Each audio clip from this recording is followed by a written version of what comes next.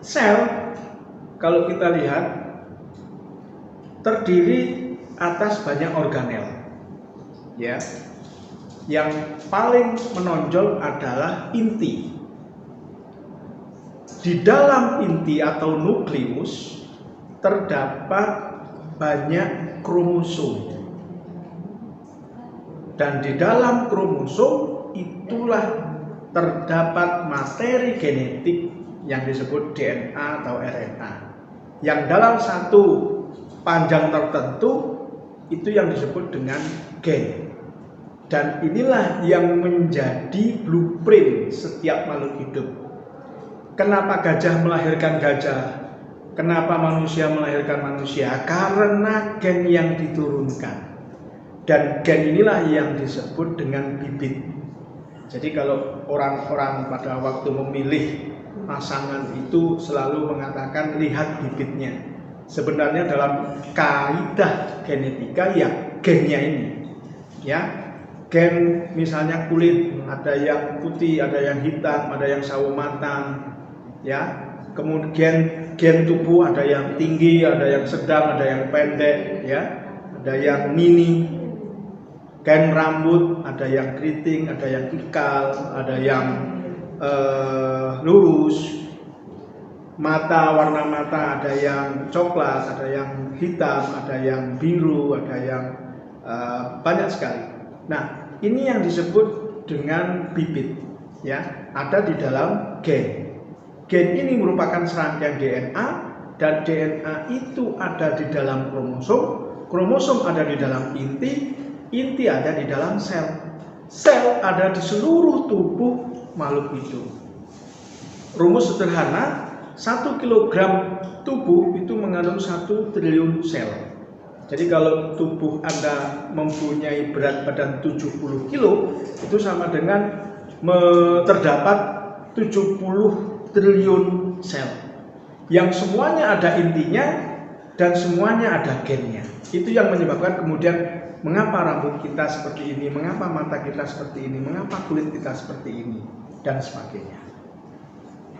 Nah, sekarang kita fokus di dalam kajian DNA, ya.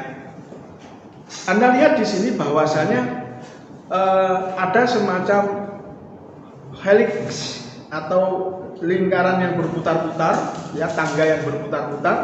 Ini yang saya sebut sebagai backbone daripada gen. Kalau kita zoom satu anak tangga, gitu ya, terdiri dari 2 poros dan anak-anak tangga. Nah, porosnya ini sebenarnya terdiri dari gula pentosa. Kalau dalam gambar ini Anda lihat segi 5 putih. Segi 5 putih. Nah, segi 5 putih inilah merupakan gula pentosa. Yang mana antara satu gula pentosa dengan gula pentosa yang lain dihubungkan dengan fosfat, membentuk ibu tangga, Kemudian anak tangganya ini adalah basa nitrogen, ya. Ibu tangganya terdiri dari gula pentosa yang dihubungkan dengan fosfat.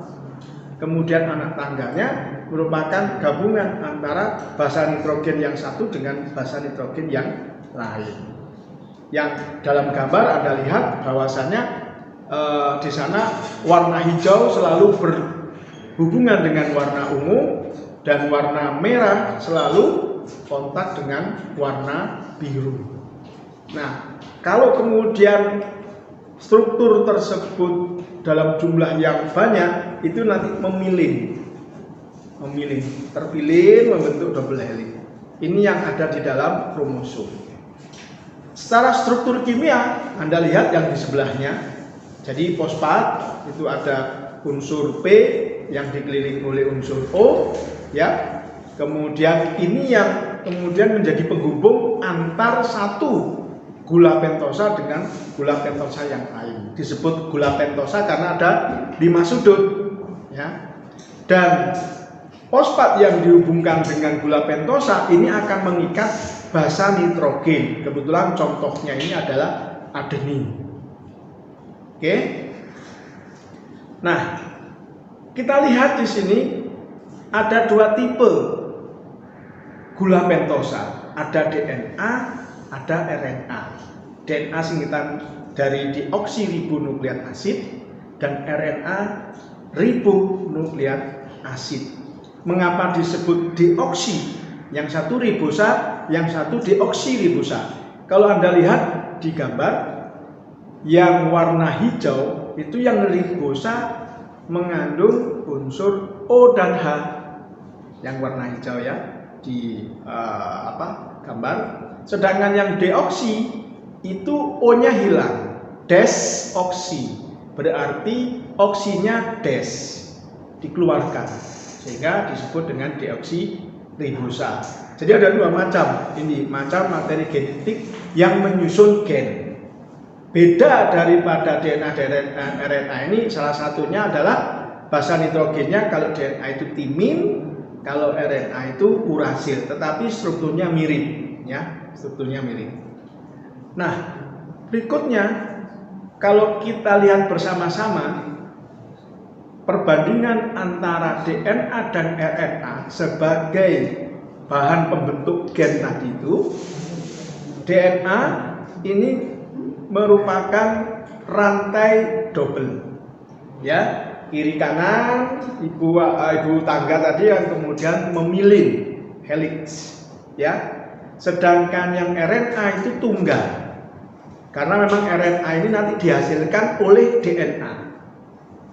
Dan kalau kita lihat di sana, basa nitrogennya ada 4 macam, tetapi ada satu yang berbeda.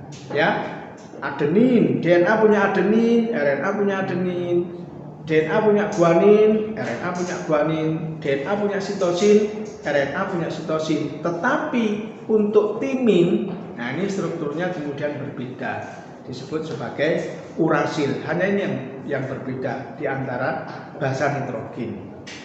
Nah, apa kemudian fungsi basa nitrogen ini? Fungsi basa nitrogen ini sebenarnya berkaitan dengan pembentukan asam amino, ya.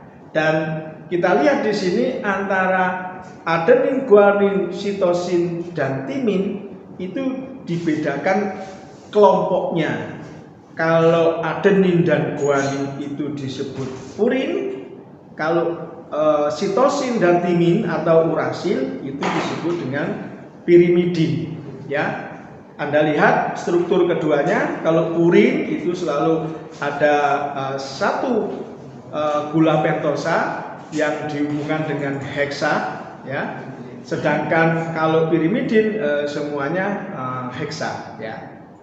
Nah, kemudian tadi saya katakan setiap adenin, guanin, sitosin atau urasil itu nanti akan membentuk triplet 3 ya pasangan yang menghasilkan asam amino. Apa itu asam amino? Asam amino ini merupakan bahan pembentuk protein. Contoh misalnya, kalau pasangannya itu urasil, urasil, urasil, maka asam amino yang terbentuk adalah fenilalanin. Tapi kalau misalnya G guanin dengan A adenin dengan G lagi itu glutamin dan sebagainya. Jadi ini sudah rumus. Nantinya asam amino yang terbentuk melalui satu mekanisme yang disebut dengan sintesis protein ini akan menjadi bahan pembentuk peptida. Ya, jadi Anda lihat di sini satu asam amino bila bergabung dengan asam amino yang lain ini akan membentuk peptida. Ya, bergabung.